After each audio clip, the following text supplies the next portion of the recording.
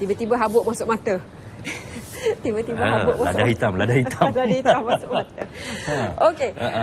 Pagi ni kalau tadi kita telah berikan sedikit bayangan tentang apa yang kita akan sembangkan tentang keceluparan ataupun kelancangan berkata-kata tu, apa impaknya. Dalam Selamat Pagi Malaysia pagi ini kita dapat berbicara dengan Dr. Gan Huasan yang merupakan pakar psikologi transpersonal. Selamat datang Dr. Gan. Terima kasih. Selamat datang ya. Terima kasih kerana bersama dengan kita. Tapi sebelum kita mulakan dahulu nak tanya sikit, apakah itu istilah pakar psikologi transpersonal? Istilah transpersonal tu apa maksud tu? Selamat pagi ya. Mungkin kebanyakan kita apabila mendengar perkataan psikologi, mungkin kita tahu bahawa ia berkaitan dengan ilmu jiwa, dalaman dan sebagainya. Sebenarnya dalam bidang psikologi ini dia telah orang kata develop, berkembang daripada psychoanalysis kepada behaviorism, kemudian kita ada humanistik, dan daripada perkembangan humanistik ini kita ada satu bidang psikologi dinamakan sebagai transpersonal, iaitu perkataan trans itu adalah beyond dalam bahasa Inggeris, ataupun kita menjangkau. Apabila kita bersebut pasal personality, ia berkaitan dengan kita punya atribut kita tentang ciri-ciri dalaman dan luaran kita Tetapi yang ini, psikologi ini adalah menjangkau daripada personality itu sendiri. Jadi apakah itu? So sebenarnya dia lebih kepada konsep spiritualitas, iaitu yang berkaitan dengan kesedaran tentang diri dalaman kita sendiri dan apakah hubungan kita dengan alam takmin kita, dan seterusnya kita akan mengkaji tentang potensi tertinggi manusia dalam mencerapkan apa yang ada di dalam dan kita gunakan dalam hidup kita. Juga menghubungkaitkan personality kita dengan orang lain. Sebenarnya dia lebih menjangkau daripada itu iaitu sebenarnya misalnya personality ini kita kata mungkin datang daripada thinking kita, itu fikiran kita. Daripada fikiran kita itu kita ada nilai dan sebagainya, daripada nilai itu kita ada personality. Tetapi di sini dia lebih kepada bagaimana kita mendekatkan diri kita dan memahami siapakah diri kita dan apakah hubungan kita dengan alam takmin ini. Maksudnya alam ini mungkin dia lebih kepada satu konsep yang lebih besar lagi, iaitu konsep kekuasaan, kemahakuasaan Tuhan di sini. Jadi Okey, Doktor, merujuk kepada apa yang berlaku baru-baru ini bila ada sebab emosi ni nak mengendalikan sesuatu yang kita tak nampak, memang sesuatu yang sukar, agak mencabar juga kadang-kadang. Dan ada di antara rakyat Malaysia di luar sana yang mungkin tersilap perkiraan ataupun judgement, tersilap perhitungan mereka yang menghina agama dan tidak menyedari tindakan mereka boleh menimbulkan kemarahan orang ramai. Dan dapat pula sekarang dengan alam internet yang tiada batasan, jadi keputusan ataupun ketidakbijaksanaan itu mudah dilihat oleh orang lain. Dalam situasi sebegini, bagaimana doktor lihat kebolehan mengawal transpersonal itu? Okey, baik, kita lihat kita kaitkan emosi. Sudah tentu bila kita sebut pasal psikologi, satu konsep yang besar di sini adalah emosi. Misalnya tadi Zaliha katakan bahawa emosi ini tidak dapat dilihat, nampak satu-satu yang orang kata latent kan, tetapi sebenarnya kita boleh melihat refleksi dari emosi kita melalui tingkah laku kita, komunikasi kita, bahasa yang kita gunakan, percakapan itu, jaga intonasi kita menyampaikan sesuatu, dan seterusnya daripada bahasa bukan lisan, iaitu body language. Sebenarnya body language dan juga perkataan-perkataannya, bahasa yang digunakan boleh orang kata memberi sedikit kefahaman kita tentang emosi itu. Jadi sebenarnya konsep emosi di sini ini dia bukan setakat orang kata setakat marah. Kalau kita kaji balik, sebenarnya dia ada kaitan dengan nilai-nilai dan juga persepsi. Itu sebab tu apabila kita kata transpersonal, dia akan menjangkau daripada situ. Jadi itu sebab tu yang pertama, kalau kita nak menyelesaikan masalah emosi dan sebagainya, dia harus pergi ke dalam, mendekatkan diri kita dan tahu menahu apakah nilai diri sendiri, apakah makna hidup kita. Itu sebab kalau kita tahu nilai, makna hidup dan orang kata tujuan hidup kita, saya rasa kita tidak akan melepaskan kata-kata secara tidak sewenang-wenangnya, begitu kan. Kita harus bertanggungjawab dengan apa yang kita katakan. Sudah bertahun-tahun sebenarnya ramai yang masih struggle ataupun ramai yang masih cuba mencari jawapan kenapa kita ada di sini, why are we here. Ramai lagi yang tidak dapat menjawab soalan tu. Sebenarnya memang betul ya. Ini satu soalan kalau tidak ditanya, kalau tidak dikaji, sebenarnya dia kedengaran begitu mudah ya. Dan saya sendiri sebenarnya mengambil masa selama more than 15 years, okay, to understand, okay, orang kata this question iaitu who am I. Itu sebab tu sebenarnya kita seringkali mengaitkan diri kita ini, okay, dengan apa yang ada di luaran. Say for example, seringkali kita tanya, siapa kamu? Ya, Say for example, I tanya you, siapa kamu? Who are you? Habis-habis pun keluar saya Zaliha. Ya. Lepas tu dah ada. Paling kuat kita katakan bahawa saya ni Zaliha, iaitu namanya. Saya tidak tanya siapakah nama kamu. Tetapi lihat tu, kita secara automatik ataupun secara orang kata tidak payah memfikirkan, kita terus menggunakan nama. Tapi bukan apa yang saya minta. Apa yang saya minta adalah siapa kamu.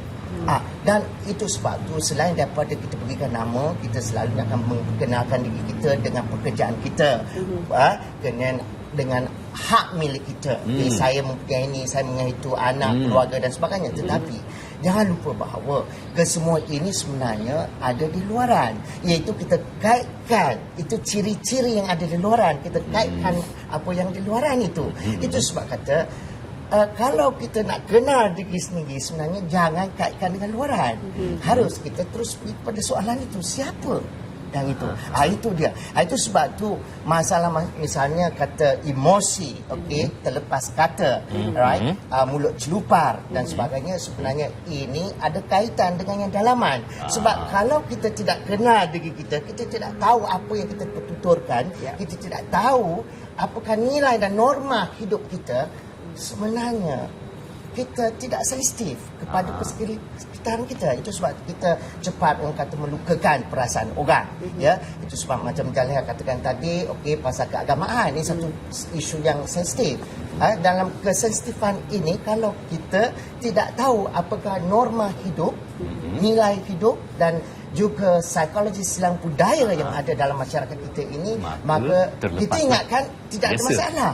Okey, kita lepas begitu saja. Tetapi sebenarnya satu perkataan itu boleh memberi satu implikasi yang begitu kuat sehingga boleh membuatkan satu masyarakat itu benci dan juga orang kata menaikkan satu semangat untuk membantah. Yang itu saya rasa akan membuatkan ketidakamanan dalam hidup kita. Tapi doktor, dalam contoh yang anda berikan tadi ya, contoh macam seorang yang tidak tahu pasal norma sesebuah masyarakat, maka terlepas begitu saja kerana dia ingat macam tak ada masalah langsung. Jadi di satu tangan kita lihat bahawa mangsa ataupun orang ni yang mulutnya terlepas cakap tu macam tiada salah juga kerana dia tak tahu. Tapi satu lagi tangan, di sebelah yang lain, masyarakat pula benci, marah semua dengan dia. Jadi di manakah kita nak berikan batasan ni ataupun menghakimi keadaan ataupun kes-kes macam ni? Siapakah yang salah dan macam mana kita nak terus selepas itu? Right. Siapa ada? Stephen. Yes. Soalan yang Stephen kemukakan ini memang ya. Kalau kita lihat di atas permukaan sahaja, sebenarnya pengandelan itu, sebenarnya mudah. Kita ada akta, kita ada perundangan. Nampaknya siapa salah yang tertera di situ semua selesai. Tetapi masalahnya kita ada isu-isu tertentu yang tidak orang kata sejelas itu, kan? Jadi kita lihat, mengapa ada golongan yang tidak boleh menerima perkataan yang dikeluarkan itu, dan mengapa ada golongan yang boleh terima. Kita lihat daripada psikososial, bahasa ini. So kita lihat sebenarnya bahasa perkataan yang kita gunakan itu sebenarnya dia bukan setakat bunyi aja ataupun satu sekuen bunyi, tetapi dia mempunyai takrifan. Jadi apabila kita nak menakrifkan perkataan itu, kita seringkali akan kaitkan dengan nilai hidup kita. Itu sebab tu bringing up, ya, itu cara bagaimana kita dibesarkan, di mana budaya kita. Misalnya orang Melayu budayanya, okey, orang Cina dengan budaya Cina, ya, dia dibesarkan dalam situasi, okey, yang berbeza. Jadi sudah tentu konsep hidup, nilai hidup, kebudayaan itu adalah berbeza. Apabila perbezaan ini berlaku, sudah tentu apa yang saya boleh terima mungkin tidak dapat diterima oleh pihak yang kedua. Itu sebab itu satu perkataan yang kita rasa dalam budaya tertentu itu tidak semana, ya, tetapi satu perkataan yang cukup dihina dan dibenci. Itu sebab tu kita harus sensitif tentang persoalan yang sedemikian. Dan saya sukalah kalau kita boleh mengkaji sedikit tentang psikologi kesilang budaya. Kita harus silangkan budaya kita. Nampaknya saya rasa sebenarnya sebagai rakyat Malaysia, kita sebenarnya sudah ada konsep silang budaya ini. Misalnya saya rasa Steven dan Zaleha, you pun makan Zaleha makan kuih tiaw, kita makan roti canai. This is a concept dan kita sudah mula silang, ya, budaya itu, kan. Dan itu sebab saya rasa yang penting sekali kita harus tahu tentang bahasa itu ada kaitan dengan persepsi. Sebelum kita takrifkan itu, sebenarnya apabila kita terima satu perkataan itu, kita akan buat filtration. Dan filtration ini ada kaitan dengan persepsi kita. Ya, persepsi inilah yang akan membuatkan reaksi-reaksi tertentu, boleh diterima ke tidak diterima. Dan dia sendiri sebenarnya tidak pasti apakah itu betul ke tidak, sehingga dia ditegur ataupun sehingga kita punya perundangan menghadkan dia. Doktor, kan saya ingin tanya tentang aspek integriti, ya. Macam Dr. Gan cakap tadi, dari segi bahasa, dari segi tak tahu, selagi perundangan tak masuk campur, selagi itu mereka bebas berkata-kata. Bila dah buat satu komen yang sensitif tentang agama, tentang satu bangsa, dah kena marah, saya meminta maaf. Macam begitu senang sebenarnya mereka melepaskan accountability. Adakah Dr. Gan rasa masyarakat Malaysia boleh menangani media sosial dengan bertanggungjawab? Saya rasa ini satu isu, ya, yang sukar, ya, kita nak orang kata selesaikannya dalam satu jangka masa yang pendek itu, sebab ini berkaitan dengan pendidikan kita. Sebenarnya semua orang tahu had-had tertentu, cuma apabila dia orang kata landai emosi, maka dia telah lupa, ya. Jadi dia sudah terlanjur. Perkataan terlanjur itu selalu sering digunakan. Dan apabila ada perkara yang sedemikian, saya rasa akhirnya akan membuatkan penjelasan yang tidak perlu, ya. Jadi sebab itu integriti, ya, isu integriti ini sebenarnya saya rasa lebih kepada yang dalaman, ya. Saya lebih suka kaitkan dengan apa yang ada di dalam. Apakah apa tujuan kita? Apabila kita nak bercakap sesuatu isu, apakah tujuan kita? Mengapa kita bercakap begitu, ya? Jadi kebanyakan kita ini disebabkan satu persepsi yang terhad, memandang suatu isu daripada satu sudut, maka dia tidak nampak ada orang kata elemen-elemen tertentu yang tidak dapat diterima orang ramai. Jadi itu sebab tu saya rasa kita harus berhati-hatilah dengan apa yang kita katakan itu. Ya.